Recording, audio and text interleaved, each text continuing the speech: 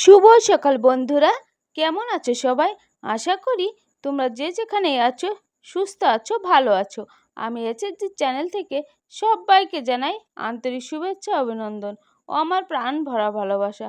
তো দেখো, আজকে হচ্ছে বিকালবেলা বাবুসোনার সাথে একটু ঘুরতে এসেছি। বাবুসোনা বায়না ধরেছে যে চলো আমি বন্ধুদের সাথে একটু মাঠে খেলতে যাব বা ঘুরতে যাব। তাই চলে আসলাম একটু সকাল সকালে মাঠের দিকে, কারণ বেলা হয়ে গেলে তো মাঠে রোদ্দুর উঠে যাবে। এদিকে শিশির ভেজা কুয়াশাটাও টেনে গেছে, আবার আকাশে মেঘ মেঘ ভাব। তাই বললাম যে আচ্ছা চলো, তোমার যদি এতই আনন্দ হয় তাহলে চলো তোমাকে নিয়ে একটু ঘুরে আসি। তাই চলে এসেছি মাঠের দিকে। দেখো, আকাশে প্রচণ্ড মেঘ আছে এবং ছায়াযুক্ত ছায়াযুক্ত আছে। তাই বাবুসোনাকে নিয়ে চলে এসেছি। আর দেখো, বাবুসোনা এসে কতই না আনন্দ পাচ্ছে। সেই ছোটবেলার স্মৃতি, আমাদেরও এরকম একটা সময় ছিল। সেই সময়টা কতই না মধুর ছিল গো, তাই না গো বন্ধুরা? সে সময় যে কতটা আনন্দ ছিল, কোনো চিন্তা ছিল না, কোনো ভাবনা ছিল না, শুধু খেলতাম, বন্ধুদের সাথে ঘুরতাম, এটাই কিন্তু ছিল।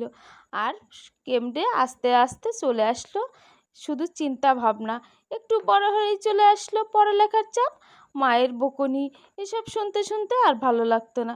এই পড়তে বসো, কতই না শাসন। আর মায়ের সেই ছোটোবেলার শাসনগুলো কতই না ভালো ছিল গো বন্ধুরা। তো দেখো, ওরা মাঠে এসে কত না আনন্দ করছে। আর অভিজিতের দুটো ছাগল ছিল, সেই ছাগল দুটাও নিয়ে এসেছি। যে বৃষ্টি বৃষ্টি ভাব, চলো যদি বৃষ্টি এসে যায় তাহলে তোরা খেতে পারবে না, তাই ওদেরকে মাঠে নিয়ে এসেছি। আর বাবুসোনাও সঙ্গে এসেছে তার বন্ধুদের সাথে খেলতে।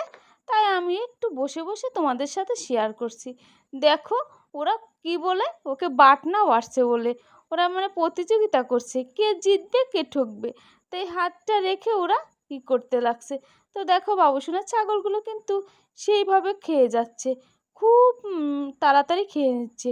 ওরাও বুঝতে পেরেছে যে আকাশে মেঘ আছে, বৃষ্টি আসলে আর খেতে পারবে না।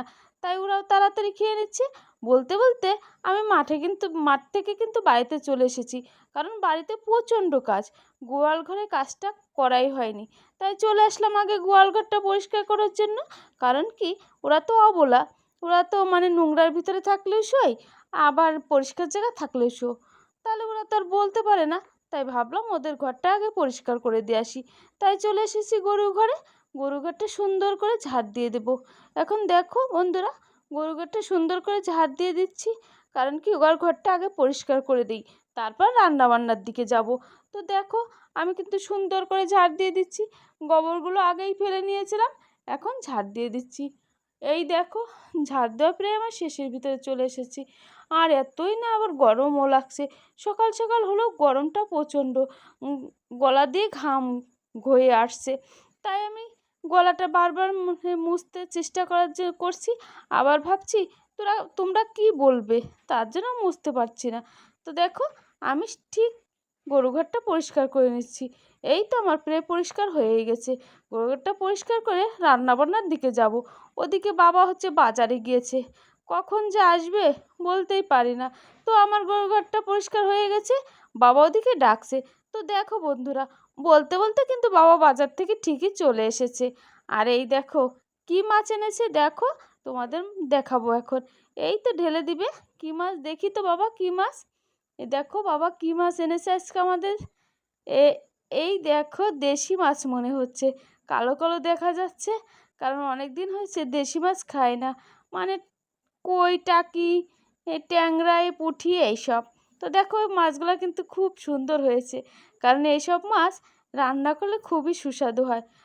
রুই কাতলার থেকেও কিন্তু এগুলো স্বাদ হয়, তাই না গো বন্ধুরা?